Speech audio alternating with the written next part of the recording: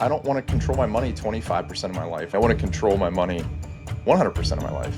If I had to pick something that's a scam, it would be the system where we are convinced to be excited to fund our own retirement and bear the market risk. That's the funny thing about the generational wealth is like we always think about if I live to be 86, my kids are going to be pushing 60. That's not when they needed the money. They needed it when they were.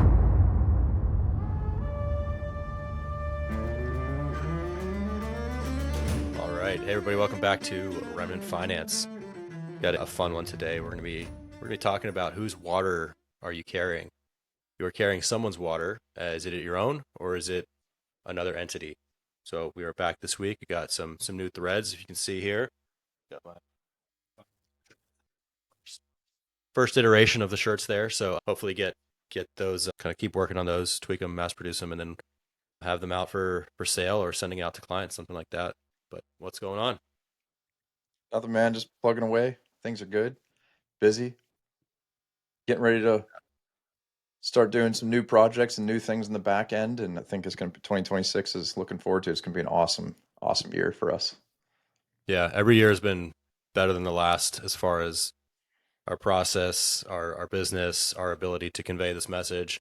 And 25 has been a great year. It's been, for me, the first full year out of the Navy, focusing solely on this, and that's been awesome. 26, we're even more excited. We got a lot of things we're very, very excited about that'll improve your experience as a client, as a listener. If you're in our audience, in our sphere at all, I think that you can expect definitely some improvements in 2026. But today, we want to revisit some stuff we've talked about. If you go back to episode 5 called IBC is a Scam, episode 7 called Stockholm Syndrome, Defending Your Captors.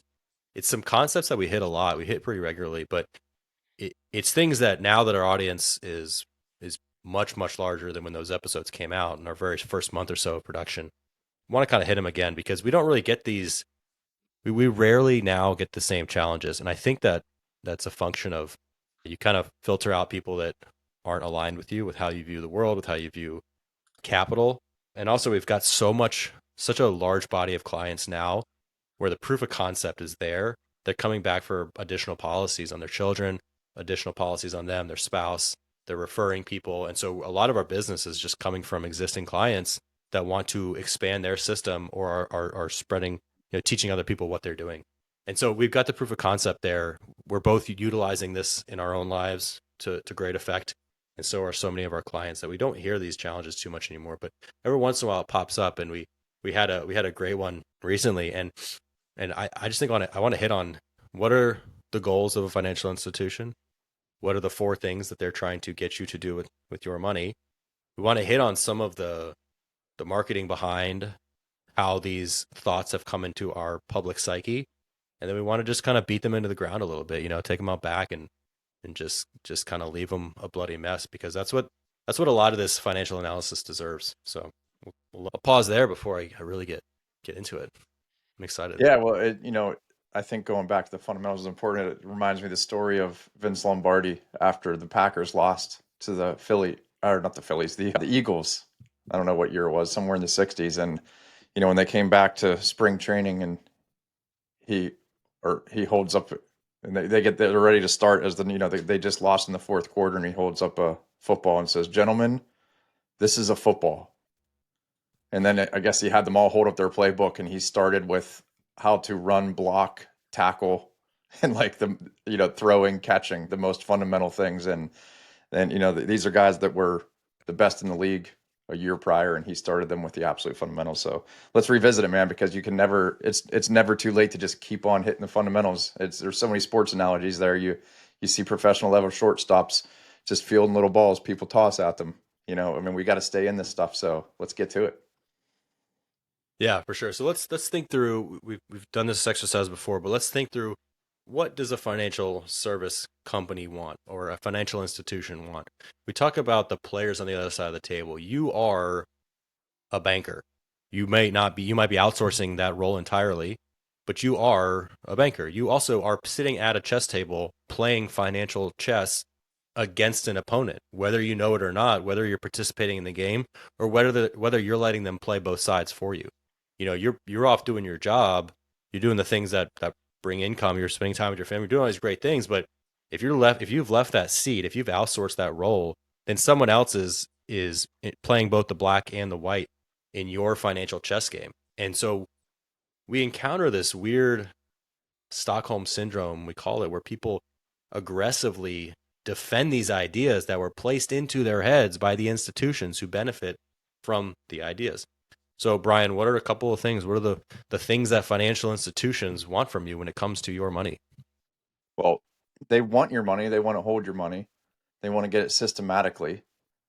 They want to keep it as long as they can, and they want to give it back as seldom as they can, we'll say, or as little as they can. So, yeah, they want to control pretty much all aspects of it with you putting as much in as you possibly can. So those are the four, which obviously we'll dig down into a little further. Yeah, so across the table from you on that chess game, the people that are have these goals, you've got financial institutions, you've got corporations, you've got the government. Government, it's kind of it's a unnecessary evil, but we're all going to be dealing with it. You're going to earn 6 or 7% on your money, and the government's going to want a quarter to that, maybe up to 40%. That is a tax strategy conversation. That's something that is important, but that's not really what we're talking about today. Corporations, we interact with them. They're net neutral, but we're going to focus on the financial institutions. Like Brian said, they want your money. They want you to provide the capital and assume all the risk. They want to hold it as long as possible. They want that to have no barriers. They want to remove any barriers there, and on a systematic basis, have you putting your money into their products. And then when it's time to give it back, they want to give back as little as possible. Brian, what did we just describe there? What the banking, the process of banking? No, or a qualified plan. We just described Oh, okay. qualified plan. Yeah, yeah, you did just describe a qualified plan because it's exactly what they do. They want you to deposit from the first day you step foot, especially if you're in a corporate job and you're going to have a 401k. Usually day one of employment, you see HR.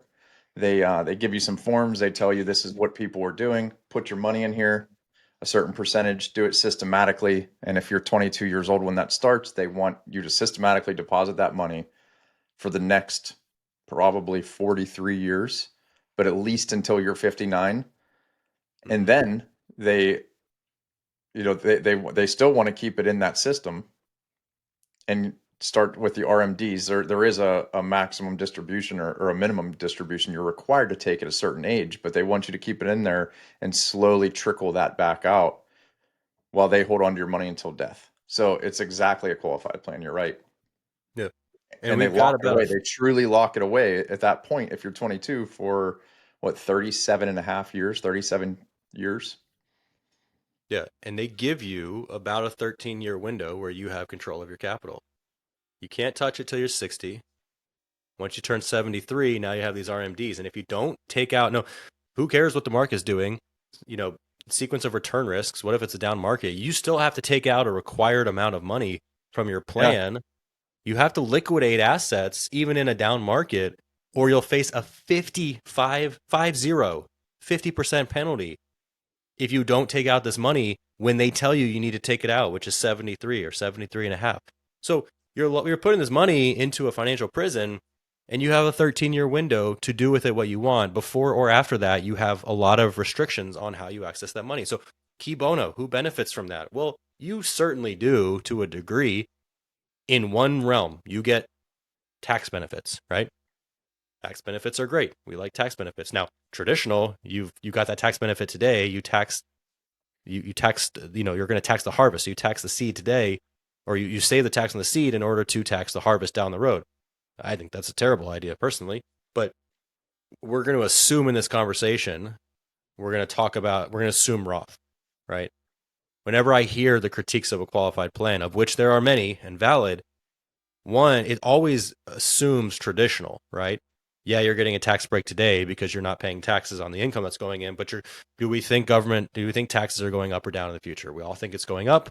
So you're going to be paying a larger tax bill down the road. Well, that's true in the traditional qualified plan, but most people I know that do this are talking about a Roth. So we're going to give the benefit of the doubt here and go with the better product, in my estimation, of a Roth qualified plan to where you don't pay taxes. So we're doing this all for a tax play down the road. And tax plays are great. There's a lot of different ways you can get tax plays, right? Talked about if you're a Social Security personal fire, you have different deductions. If you're an EIN, if you have an entity, you have about 450 or so deductions you can get. There's a lot of tax code written about how to not pay taxes. That's the entirety almost of the tax code, right? Tax plays are great, but your Roth IRA, your Roth 401k, your Roth TSP, it's just tax play. If I'm being generous and find one more benefit, it's that if you're not good with your money, it's basically locking it away from you to where you can't spend it. So like some people might need that friction, but that's not really who we're trying to address with our audience when we're having these conversations. If you're the type of person that needs your money locked away or you're going to make a bad decision, that then this might be a good thing for you. But we're going to assume someone who understands their financial situation, wants to have control over their capital, and then decides to lock it away. The one benefit you're getting is it is a tax play. That's great. We get tax plays from real estate. We get supreme tax treatment in our life insurance policies. We get tax benefits everywhere. I work with Neil McSpadden. We both work with Tax Sherpa team to find ways to optimize our taxes. All about that. But can you think of any other benefits besides the tax play in doing this Roth IRA? I can't personally. No, I don't see any either. I'm a bigger fan of paying the taxes up front just because of the control aspect. So it's a trade-off because at some point, unfortunately, the government's going to get its pound of flesh. You're going to pay them now, you're going to pay them later. In some way, you're going to pay them. I don't know what's going to happen with that Roth. And what's interesting about it is, and I haven't read it in a couple of years, so I can't quote it within the tax code, but there is a gray area left open for the gains in a Roth. It's never happened. They're written in a way that it's supposed to be. The basis will never be taxable according to the way it's written, but there's a potential that that could be changed where the gains could become taxable. And you never know what's going to happen with the $38 trillion dollars in here in 2025 debt, how that's going to be tapped because there's what was the number we looked at a few weeks ago? Like 40 some trillion dollars in qualified plans across the country. Yeah, I think it was somewhere in the 40, 40s. 42 Yeah, trillion, I so believe. that's a big place to be tapped in the future, and it all depends on what happens in the economy. But yeah, 13 years, if as of right now, 73 to start the RMDs, that's going up to 75 in 2033. Mm-hmm. So it's going to expand a little bit, but as of right now, that's only, if you live to 76, the current male life expectancy, and you started contributing at 22, only 25% of that time of your life do you have absolute control of the money. You can take it all, you can do what you want without tax or without penalties. There could be there's going to be taxes if it's a traditional Roth. And yeah, I don't want to control my money 25% of my life. I want to control my money 100% of my life. There's good arguments. The only good arguments you could, which again, I don't agree with, but I understand the place where people want to start a Roth with a kid because of just the compound growth. If they start that thing when they're really young and it's something that their kids can't touch to set them up for adulthood. But my position, and I understand that, like that makes a little bit of sense. But my position on that is if you teach your kids to be good stewards of money, I want them to control it when they are emotionally and intellectually ready to control it and do smart things. And if I've taught them well, hopefully they will do smart things. And then I don't want it to be locked up for them either. Like, why would I want to lock their money up that I'm seeding to their family until they're old? Like, I want them Yeah. to be, everybody needs their money when they're 30. And that's the funny thing about the generational wealth is like we always think about, like, if I live to be 86, my kids are going to be 60, pushing 60. It's like that's not when they needed the money the most. They needed it when they were 30. So if I'm setting something up for them now, like why lock it away from them until they're 59? So yeah, there's not a lot of great arguments. And I was curious about. I know it can be up to 50%, and I looked this up, but it's important. Like I just read this real quick on Fidelity. It's important to pay attention to the December 31st deadline. The IRS penalty for not taking an RMD on time or for taking less than the required amount. So, like you said, if the market crashed that year, they're still going to make you take that out and you're going to get double hit. It's generally hefty, 25% of the amount not taken by the deadline. If the RMD is Yep. corrected within 2 years, the penalty for not fulfilling RMD requirements can be reduced to 10. So even if you try to fix it, they're still going to penalize you, and it can be up to 50 under different scenarios. But that's kind of the standard scenario there. That's absolutely absurd Mm-hmm. that the government, as one of the other institutions, what you kind of spoke about in a little bit that I didn't touch on when you said the four things they want.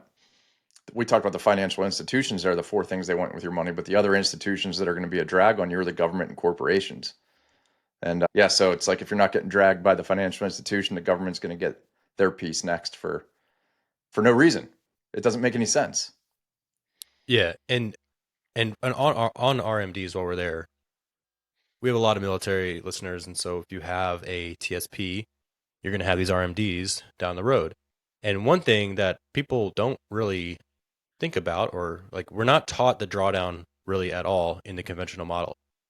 But just know if you are doing this, when it comes time to take your RMD, you can't just pick which funds you want to liquidate and then like, all right, here's one that's maybe this one is actually at more of a loss, and this one is at less of a loss. You don't get to pick which ones are, you're going to be equally liquidating across all of the funds you have.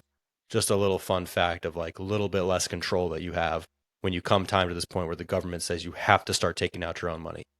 To me, this thing is preposterous. We're trying to give it the best argument we can. We want to steelman it, and to me, it still is preposterous. But yeah, so that's just something to remember if you are going to be using that TSP down the road.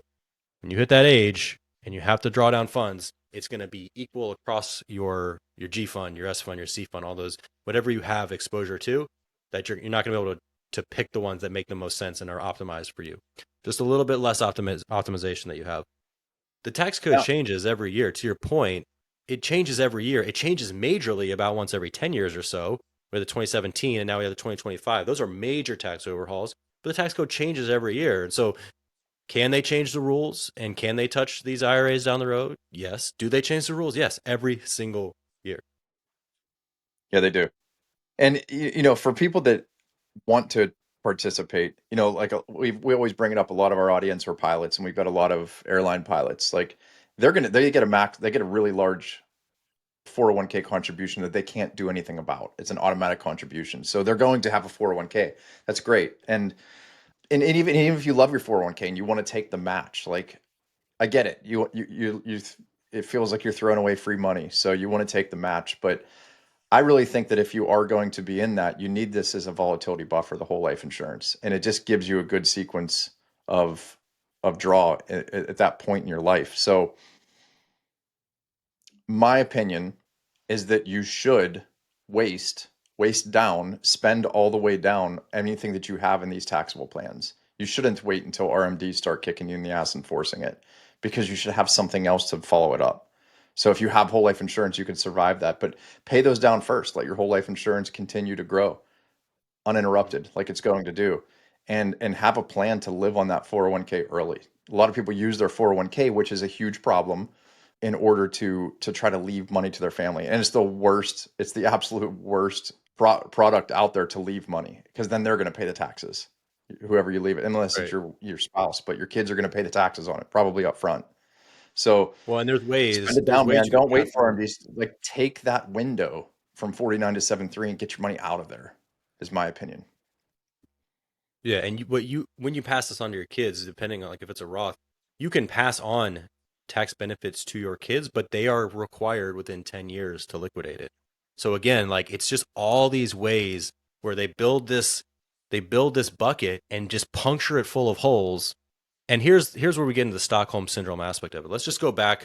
We're going to be speaking in broad generalizations here, but let's go back 50 years when everyone that shows up to work is working towards a pension. Your contract, your employment has your employer has a pension system that they are funding, and they say if you work X amount of years, you're going to get a pension.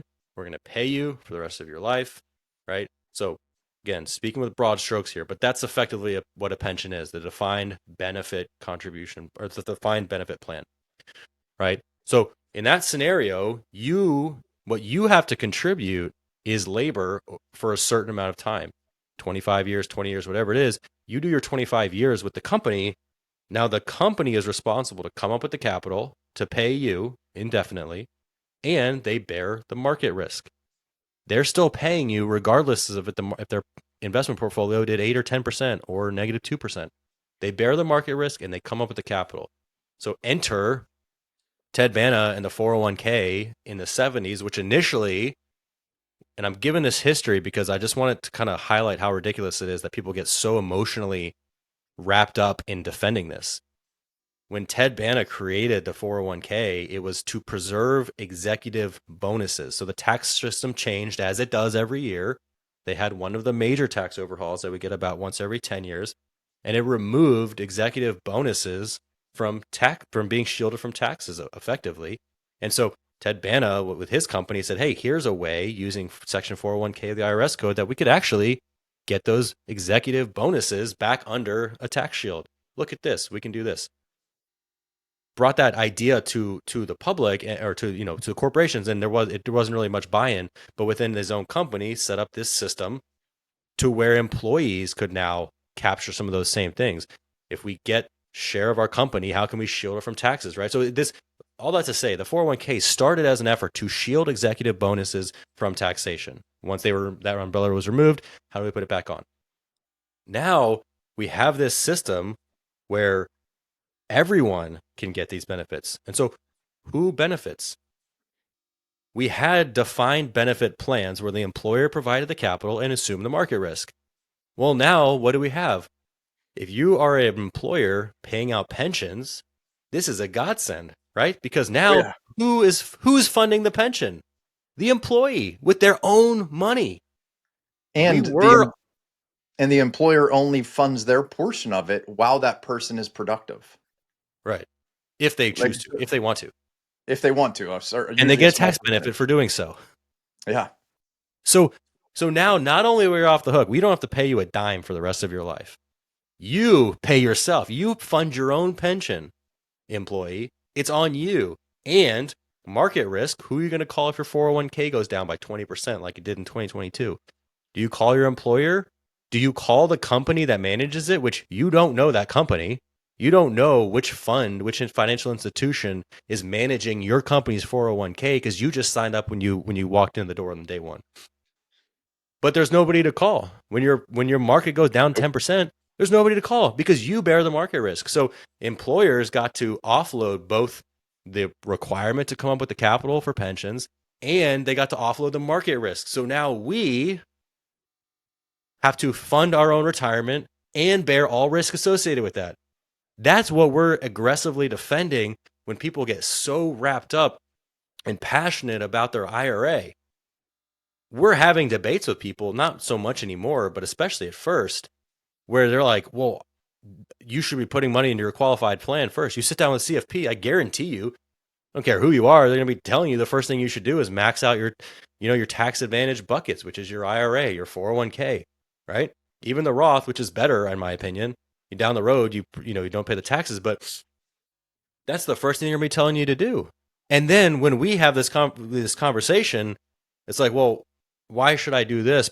I should be funding my 401k first. It's like, well, that's your decision. We're not financial advisors, but why are you so obsessed with funding your qualified plan? Like, you're just paying for your own retirement, and you're just doing it in a vehicle that gives you, hopefully, a tax benefit down the road. Well, there's a tax benefit here and a lot more benefits, but let the life insurance aside. People get so heated and passionate in their defense of a qualified plan, and we need to put the qualified plan into perspective of what it is. It's you funding your own retirement because employers are off the hook for that now, you bearing the market risk, and you doing so for a promised tax break down the road. And that's it. Just a tax break. That's what it is. Just strip it down. And that's what we're so aggressively defending. And I think that is preposterous. Well, and not only that, but I mean, if you look at the success rate of it, what do you think is a good number, Hans, for somebody to retire? Let's just take the average middle class person. Or if I retire today, average median income, household income, if they were to retire, how much money do you think they would need? Let's say that household income, I don't even know what it is. I'll look it up real quick, what the median household income is. Because I mean, moving forward, and this is a ridiculous assumption to even make, that if I'll say $100,000, I would feel if I retired today, I had no mortgage. This is how the conversation goes. My kids are out of the house, so they're not on the family dole anymore. I don't have a mortgage anymore. I don't know, if I said 100 grand, that would be a ridiculous thing to say, because what is that going to purchase me in 30 years? But I would need $2.5 million. But I just looked it up. The median household income in the United States in 2024 was $84,000. So if you assume that the person, like I'm not a fan also of the argument that you'll be in a lower tax bracket and you're going to need 70% of your money, but let's just use all of their talking points on that. So that person needs $59,000 at 70% of their median income. Use the standard 4% rule. They need $1.5 million in nest egg upon retirement with the hope, with a 95% chance of making it 30 years. And that leaves out the fact, like, well, what if I live 31 years? Or what if I'm one of the 5%? So it's like, I don't know. I don't want 95% chance of making it. I want a 100% chance of making it as long as I live, no matter what, and not having to worry about how to eat. But my point is they need about 1.5 million. Right now, what would you guess the median total retirement savings is for somebody? Let's go to the age range of people about to retire, 55 to 64. Well, when we covered that in a prior episode, I want to say it was in the ballpark of 300,000, 400,000. I can't. So according to something that came from NerdWallet, it's 185,000. But Oh, golly. the average is five. The average, and this is skewed by people that have millions in their qualified plans. That's what you have to Right, remember. The average is way higher because there are people that have millions. It's right, $537,000. It's $1 million short. The average is $1 million short of what that person at the median income level needs to retire. right. But they want to lock their money up their entire lives to end up below average. So like it's just not Yeah. bearing out. It's like as far as qualified plans, I'm hoping like what you don't see here is did those people do something else? I don't know. Based on what I know from data, I doubt it. And based on what I know from the savings rates in America, I doubt it. But I can't draw that assumption without knowing. Like some of those people may have other investments, they might have real estate, they might be doing other things. But people were just absolutely inadequately prepared for retirement based on what the typical financial planning process is of maxing out a qualified plan. Because most of them aren't maxing it out anyway. Yeah. And just remember, like, just a refresher on statistics, like that average is the middle of the bell curve, but you can only go down from that average of 180,000. The person who's furthest away from that, because they're not counting negative balances, they're only counting people that have balances. The furthest you can go away from that on the downside is $180,000. You could have zero in your account, but there's no ceiling on the upside. So if you took that bell curve and trimmed off the sides like a green bean, right? You Yeah. took two standard deviations on plus or minus, and you trimmed off the rest, that third standard deviation, you still have probably 90. I mean, I can't I put me on the spot going back to statistics class here, but within two standard deviations, I can't remember, it was like 91% of the field in a bell curve, right? Something like that. But you trim off the ends. Well, when you trim off the lower end, you trim off people who are only 180 grand away from average. But when you trim off that upper end, you trim off people who could be $1 million, $2 million, $10 million. So when you trim off those sides, the average snaps left. It snaps way closer to zero because you're removing the stronger pulling force of people who might be 10x, 20x, 30x the average. And on the other side, you're removing people who are at most 1x away from average. And so those numbers are abysmal and depressing, and that is the model. And so, you know, we counter this when we have these conversations, when we're talking about what a policy does. We're talking about contractual guarantees. We're talking about a legal contract, and we're comparing that to a prospectus and a projection of growth on an investment that shows positive compounding, uninterrupted growth with no down years. You see this beautiful number. Well, we're removing so many drag factors from the discussion when we do that we don't experience when we're talking about whole life policy. But then we still get, oh, IBC is a scam. Whole life is a scam. And that is so crazy when you think about, like, strip away IBC, strip away the label. Don't call it infinite banking. That's a hang up point for a lot of people. And I'll grant them there's a reason for that. It's because you can go on TikTok and find so much horse shit about how to get rich buying cars and IULs and all these things that are not what we are talking about, but they do all tarnish this idea. So forget IBC, forget the label infinite banking, forget the name Nelson Nash, just for the sake of stripping it down to what is this? This is just an asset. It's just an asset. It's a whole life policy. Just like your mutual fund is a bucket of stocks put together, managed by someone for a fee. This is a life insurance product that has cash value. It has mechanics of actual. It's just a product, right? It's a contract. Is it enforced, and does it work as prescribed in the contract? Yes or no? It does. It definitely does. You cannot make an argument that the whole life contract does not hold up within the bounds of contract law. It performs as contracted, right? That's a given. No one can challenge that. Then the question becomes, okay, well, does it make sense for me? Does it make sense for this client?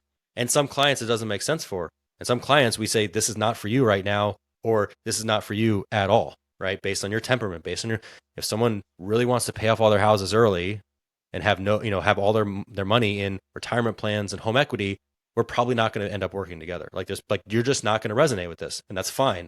But the thing is, what we always want is for you to understand why you have these beliefs. And this is what we're trying to do, beat down this idea that this is the gold standard, is this retirement plan model, this qualified plan model.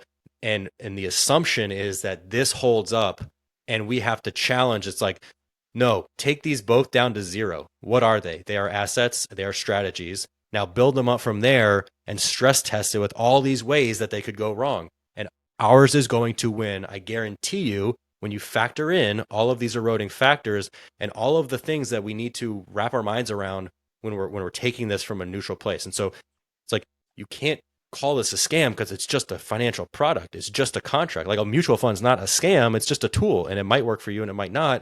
There are better tools. There are worse tools for you, but a mutual fund, an ETF, the S&P 500, is not a scam. It's just a tool. It's just a product. Same thing here. So does it work for you? And most people, we have yet to meet someone who's adamantly against this that actually understands anything about the contractual rights we talk about. Not one. But it's still this pervasive idea of like, well, this works. We know this works. Qualified plans work, and we should be doing this. I'm presented with something new. Let me vet this. And the conversation I just had with a couple that I was doing a call with was like, we might do 10 calls together. We're going through mechanics of a policy. I'm walking you through how a loan works. We're going through illustrations. We're talking about the intricacies of premium payment. I want you to understand this policy inside and out. I want this to be the asset that you understand more than anything else in your financial life. You also have a 401k. You also have mutual funds. You also have crypto. You have all these things. You have rental property. How deeply do you understand each of these things? And did you give them equal attention? And when we're talking about a qualified plan, the answer is 100% of the time, no. I didn't even put an hour of study into it, right? I was just told it was good. I believed it was good. And then I just said, okay, well, let me get one, right? This one is going to take time, and it's going to take unlearning, and it's going to take building up a base of knowledge. And that's what we're here for. But to say like, this is, it's just a level of retardery that doesn't really need to be addressed. And we don't really address it anymore because it rarely comes up. But when it does come up, it's kind of exciting because it's like, man, your ideas are so bad because you don't even understand the premises that you're defending. Whose water are you carrying? It's Well, I need a rate of return. yeah. Yeah. I mean, and right there, that's the same thing. It's the premise of I have to have an immediate rate of return is so ingrained in our society that that's all anybody focuses on. And I think Nelson does a really great job of talking about that, like of building a tailwind with his example of an airplane traveling into a 365 mile an hour wind. He says if you're going 100 knots, you're going backwards, or 100 miles an hour he uses. And if you have that tailwind of 365, you're now moving at 465 miles an hour. But you didn't just increase from 100 to 465, you increased from negative 265 to 465. So that's a 600% or better income, increase by understanding how to create a tailwind versus a 5 or 10% rate of return. Yep. Yeah, so it's another thing that is just so ingrained, and it's usually the first objective I have, or a first objection I have in here is just like, well, what's the rate of return? Is that that's not really a great rate of return for my money, and it's just missing the point of all of the value. And then you have to break that down. But Yeah, and so it's all over. I mean, we just tend to have such a low understanding of anything personal finance or economics in our country that you're just going to hear what the talking heads say. And if that's all you Mhm. hear, you start to believe it. And just think about incentive alignment, right? What is a pharmaceutical company's incentive? It's for you to be sick and be on a subscription for life, right? What should Absolutely. your incentive in health be? It should be to not be on or prescriptions, and it should be to get healthy. Those are misaligned incentives, and I think a lot of people in our community recognize that. Oh, yeah. When you are looking at your 401k, there's you and there's the institution that holds it. What is their incentive? For you to hold on, for them to hold on to it as long as possible, or your financial advisor gets asset under management, 1% a year on your assets under management. They're incentivized by having as much of your capital as possible, right? You are incentivized, I guess, if you buy that model, I guess you want that money there because you're going to get more. But these incentives don't always clash, but they do almost always conflict to a degree where the longer you leave your money outside of your control, the better the incentives are for the people holding it. And so that doesn't align to me. Now, if I look at my company, the policy or the company that wrote and is the contract that I'm as a policyholder, I'm contracted with this insurance company. Well, what are their incentives? Their incentives are for me to live as long as possible, right? Because the actuarial math depends on the life expectancy playing out generally to the tune of how it has for a long time. And they adjust that and they price it accordingly. But the longer I live, the more money they make, the more money I make. So we are both aligned in our incentives of me living a long time. We're both also aligned in this company being profitable because when they're profitable, I'm profitable. So we're aligned in incentives here. We're both aligned in the value of adhesion to this contract because it's not like if I surrender the policy, they make money on it. Like it takes them a long time to quote break even on a policy because of all of these policy mechanics, the net amount of risk. There's so much more that goes into it, but they're aligned with me holding onto my policy. And my incentive is also for me to hold onto my policy, right? The longer this policy goes, the longer I live, the more profitable we both are. So whose incentives do you want to be aligned to? Someone where they benefit by holding your money outside of your control for as long as possible and then giving it back to you as little as possible? Or do you want to be aligned with someone who wants you to live a long and prosperous life and whose value you share? Like it's simple to me and it's the opposite of a scam. And if I had to pick something that's a scam, it would be the system where we are convinced to be excited to fund our own retirement and bear the market risk. I'm not going to call that a scam, but because we hear that label so frequently or we used to, that I would say if we're going to say something is a scam, it's the fact that we've accepted all of these premises. That's crazy to me the more you think about it. Yeah, and the proof in the pudding that they want you to be healthy and live a long time is the fact that there is, and they want you to be financially capable of handling this product, is that there is an underwriting process. It doesn't matter how sick you are and how financially unstable you are. They will take your money in the 401k or a mutual fund if you're using a private financial advisor. With a life insurance company, they're going to underwrite. They're going to determine, are you financially capable of consistently paying your premium and building your policy? Are you healthy enough for us to take the risk? To take the risk of this cash flow that is guaranteed in whole life to flow to your families, your beneficiaries' lives. So there's a huge alignment there because and on the other hand of like what you said with the health, like they want you to be healthy.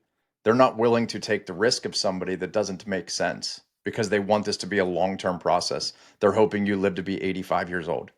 And that's proven by the fact that you have to be qualified to have whole life insurance and you don't have to be qualified to do anything else. And so if you have to face a particular qualification, both financially and medically, isn't it something you think you ought to do?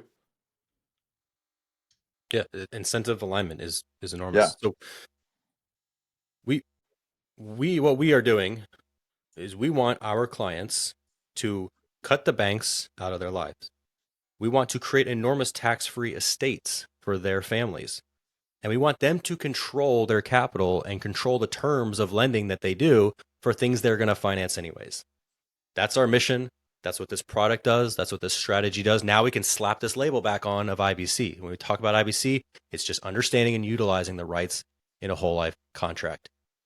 That's it. That's what we want our clients to be able to do. And so if that sounds like you're being grifted, cutting banks out, creating a tax-free windfall for your family, controlling the terms of your lending, controlling your capital, and being incentivized to live a long and healthy life, if that sounds like a grift, it's the best grift in the world. But I would say that the grift is being ecstatic about the other side, where all of those things I just said are disincentives. You living a long life, you cutting your dependence from the bank, you creating these enormous tax-free estates that free your dependents from dependence on banks. Like our dependents with a TS should be free from dependence with a CE on banks. Who is that bad for? That's bad for banks. That's bad for financial institutions, right? If I live a long time, it's bad for a pharmaceutical company. If I live a long, healthy life, it's bad for some pharmaceutical company. We can all see that, but it's the same relationship here. If that's a grift, you should be grifted, but it's not, and it's just a contract, and it works. So whose water are you carrying when you have these ideas? You're carrying water for the financial services industries whose incentives are inherently misaligned with your own. That's my take on it. Cool. I have nothing to add. All right. Well, appreciate any rates, reviews, subscribes, shares, all that stuff, and we'll catch y'all next time. Cheers. See you.